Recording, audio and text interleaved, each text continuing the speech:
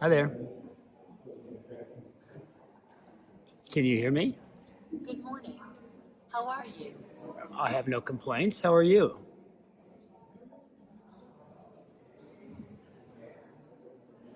Would you like to have complaints? I am fine, thank you. What about you? Again, I am well. I have no complaints. What's your name? Are you? Would you like to have complaints? You are. Would you like to have complaints? Of course. Who doesn't want to have complaints? That's human, right? To feel empathy. I get it. Doesn't want to have a good point. Thanks for explaining human rights.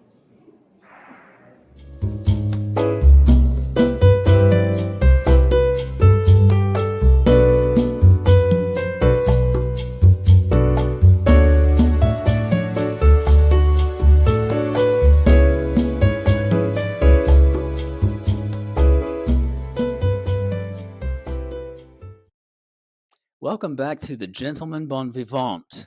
The images you see here next to me were taken by Gerri this morning as she went for a walk in our neighborhood. We are literally surrounded by beautiful artwork everywhere.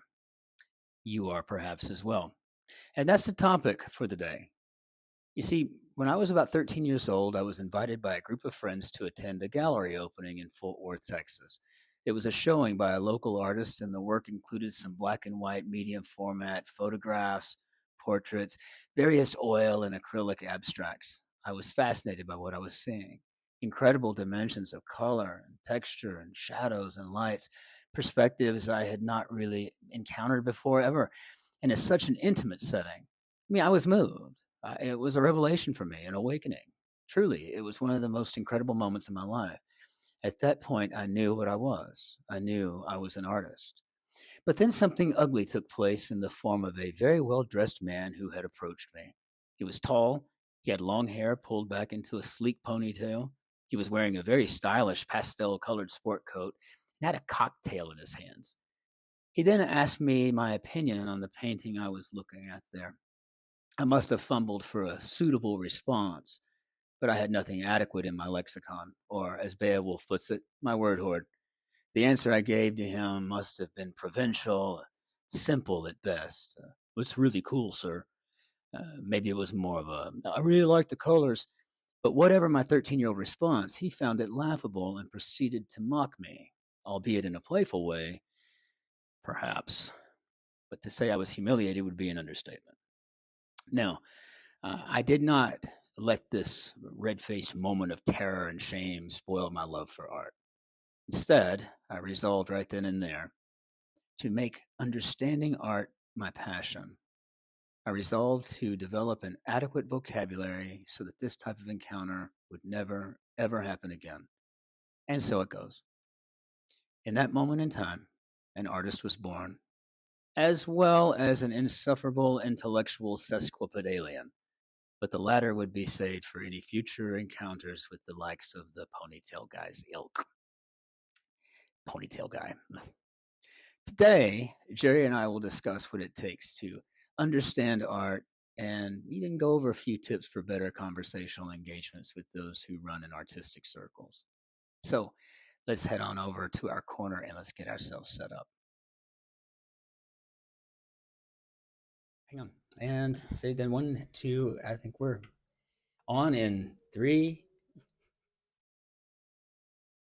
Hello again, and welcome to the Gentleman Bon Vivant. My name is Gerri, and I am Christopher. hi, baby. Oh, hey there, Shotzi. Today, what are we talking about, babe? I thought we would talk about how important it is to know art, Okay. to understand it. Not necessarily be an artist. I think that's something that you can't just choose to be. Right. That may be a whole other conversation. Mm-hmm.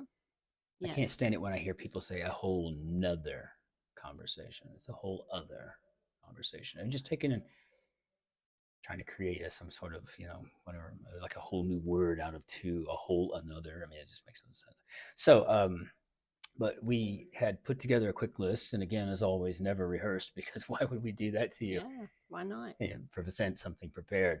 Um, Throw it on the wall, see what sticks. Exactly. So one of our first points was to start with the don't be a child, right? If you find yourself in a gallery or in a museum or whatever the case may be, or just in someone's home and they ask you to look at a piece of artwork hanging on their wall, probably don't want to be judgy or make fun of it. Any thoughts on that, baby? Yeah, don't be a jerk. It's actually a pretty good rule to live by in life in general. Don't be a jerk. You may have thoughts about it, and you can like it or not like it, but you don't have to be a jerk. I mean, Exactly. generally. In fact, I don't even know if there's really even any point. If you don't like something that's hanging, then maybe just come up with a good catch-all phrase like, Very it has a interesting. wonderful otherness to it. I think I've heard that before. Yeah, you might have heard that coming. If you've ever invited me to your house and I tell you that the artwork you have hanging has got a wonderful otherness to it, that's my way of saying it. But want to be nice about it. Now, The word this interesting is good too. interesting, yes, It kind of covers a lot. wonderful otherness to it. Was Family Guy wonderful otherness? No, that's just something I think No. I came up with. I don't Maybe know. it's shallow and pedantic. Yeah, shallow and Okay, pedantic. yes. That's All right. shallow and pedantic. Yeah, that thing. But when you who knows? Right? Half of my repertoire comes from Family Guy, the other half just from my creative and sick mind. But art is created to in response to an emotion or in response to amuse, some inspiration. People create to create, and when they do, I think it's best just to try to look at it with open eyes. Uh, just not necessary to be judgy. Now, all of this noise in the background is we've got torrential rains going on here in Southwest Germany right now, in the middle of a street festival. Street Artist Festival. Straße Kunstlerfestival. Yes. So, yes, so that's. But the thing is, that I guess a big point: just don't be judgy. Don't be a child. A kindergartner could have done that because that's really.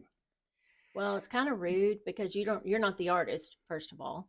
And you can decide whether you like the art or not, but you weren't the artist. You don't know what was going on in their head when they created that art. So I feel like, in general, even if you don't like it and you're like, ugh, it's still sort of an emotion. I mean, yes, it's an opinion, but it's also triggering something inside you that you're not fond of it. So I think that, to me, the purpose of art is to evoke an emotion. And for the artist, it's maybe to work through, or usually there's something that has caused them to want to create that art. So I just think that it's their art. I needed to look at it and I can like it or not like it, but it's not for me to say, oh, that's a piece of crap, because Exactly. I don't know where they're coming from. The intention might have been for you to look at it and go, "Ooh, that's crap." So just let it be what it is. I completely agree. I have said it in my head a few times, but I say it all the time out loud when it's just the two of us. But in public, don't say be or nice. write anything that you wouldn't want everybody to see. For another show.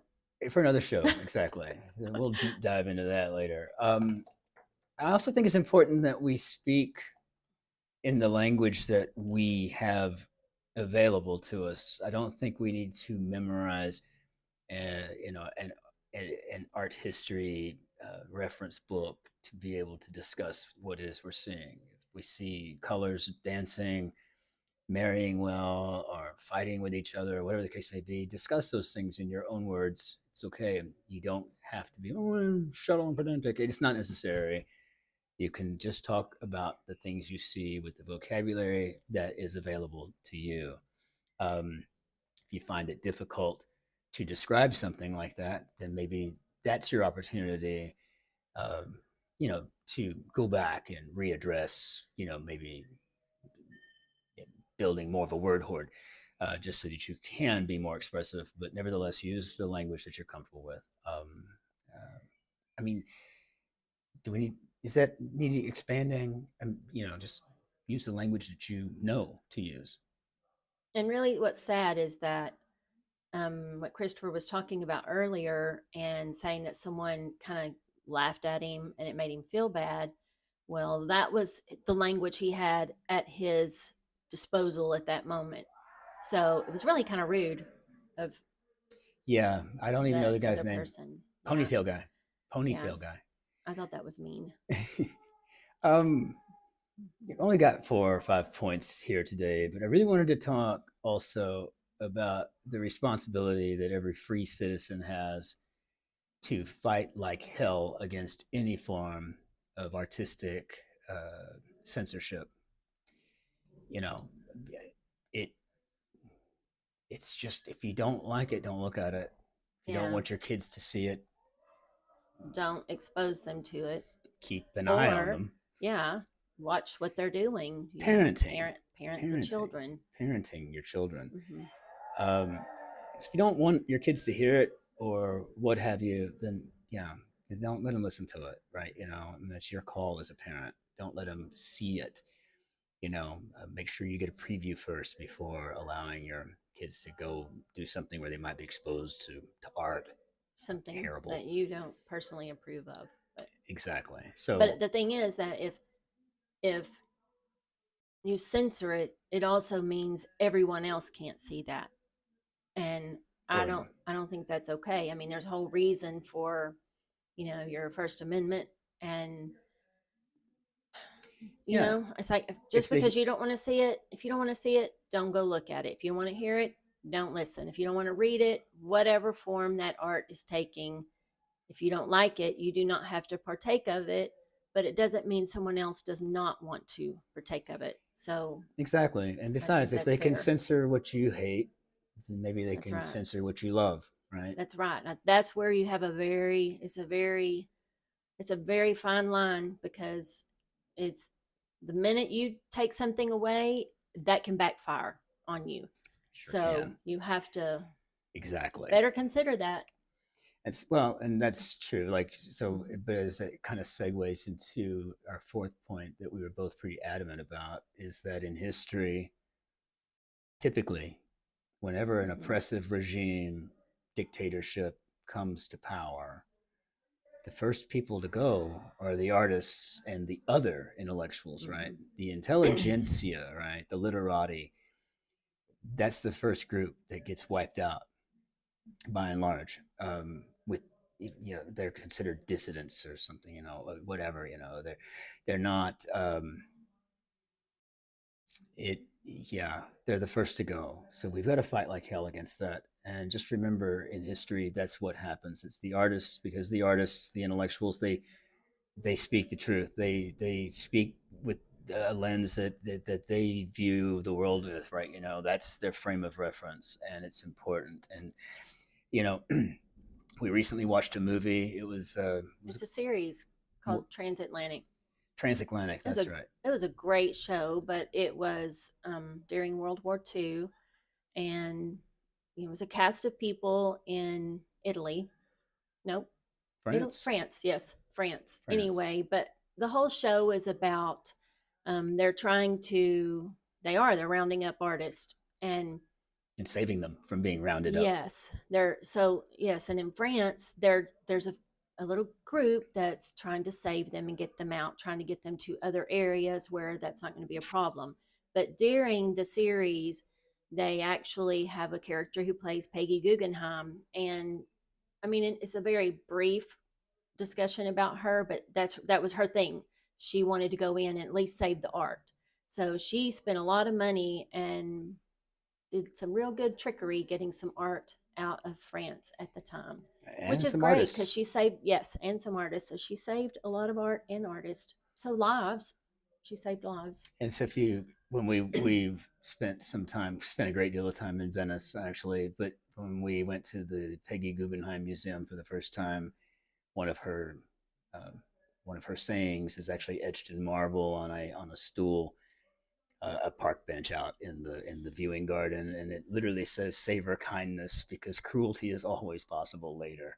And I thought that was fitting. But Yes. it reminds me of some of the things that have happened throughout history. When you and I were children, we were Generation X. And we came right in the center of Generation X, right? Right in the early '70s, and so I mean, every stereotype holds true. If you've seen a John Hughes movie, we've lived it, right? From Sweet 16 to The Breakfast Club. 16 Candles. Yeah, 16 Candles, sorry. Yeah, all of it, though, really. Yeah. But we grew up in a time as latchkey Cold War kids, um, we saw a lot of things happening. Tipper Gore, at the time, Senator Al Gore's wife, Tennessee, she kind of spearheaded a movement for parental advisory lyrics. And as awful as it was, I mean, a lot of the parental advisories were just kind of focused on artists of color, rappers and whatnot.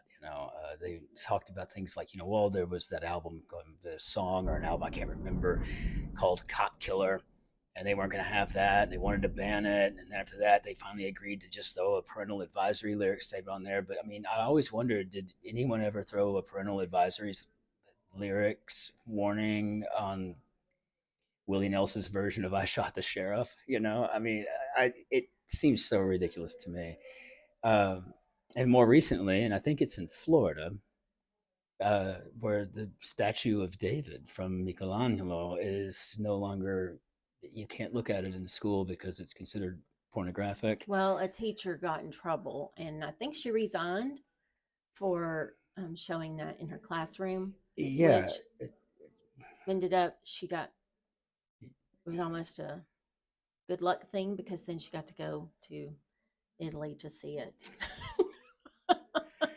And that's great because for nice. us, that's a 6-hour drive. I mean, it's just impossible to get down there. Yeah, it's beautiful, but. And then something that we still laugh about to this day, but it's true, when Attorney General John Ashcroft took over, 2001, somewhere in that time frame. The first thing he did was he got blue drapes, some sort of linens, and he decided to cover over the Lady Justice, the boob of Lady Justice. So, blind scales, Well, and to me, that just reminds me of all of the things that the different countries in the world have been through when you have so many, so much art, so many statues, so many things that were destroyed. But even now, statues or sculptures that you see that maybe have, their penises knocked off. I mean, it just sort of reminds me of that. And I just think we have to, sadly, there's a lot of things that in the States we tend to sexualize the human body, whereas a lot of countries, they don't do that because it is a human body. Everyone has it. We've sexualized boobs, even though they're meant for feeding. And in other parts of the world, that's not a thing. I mean, it's not. When I was out walking, taking video of different sculptures this morning, I walked past a lady and she's just sitting there nursing her baby. And I just thought, I just thought it was wonderful. Beautiful. Yeah, it is beautiful. Yeah, exactly. But I just wonder what happened. I digress. No, I just wonder what it was in history that caused arms to be sexualized and why poor Venus de Milo had to lose hers. I don't know. That's so sad. Anyway, long and short of it, learn, develop a vocabulary, develop an understanding of what it is that you're looking at and how you might want to phrase certain things when you're seeing it. Engage in creative expression with people. Talk about the art that you're seeing. Be a gentleman though, right? Remember the rules. But know things, know them, right? Spend some time understanding it truly. Whether it's live theater, with the exception of cats, feel free to hate on cats all you want to. Otherwise, yeah. Or if don't be mean. I'm not gonna be mean. That was one of the rules. But other than that, yes. Remember, if you don't like it, you don't have to say anything. This is true. It's interesting. I think it's a public. It has a wonderful otherness. I think we have a public duty, though, to remind everybody: if you've not seen Cats, do not. So, with that said, I you might get some pushback on that. Fine by me. Let me have it. So, in the meantime, And in closing, I'd like to just remind everybody that there were many, many, many, many, many, many times that we had no money, but We were never poor. not once, not ever. We will see you the next time. Cheers. Cheers.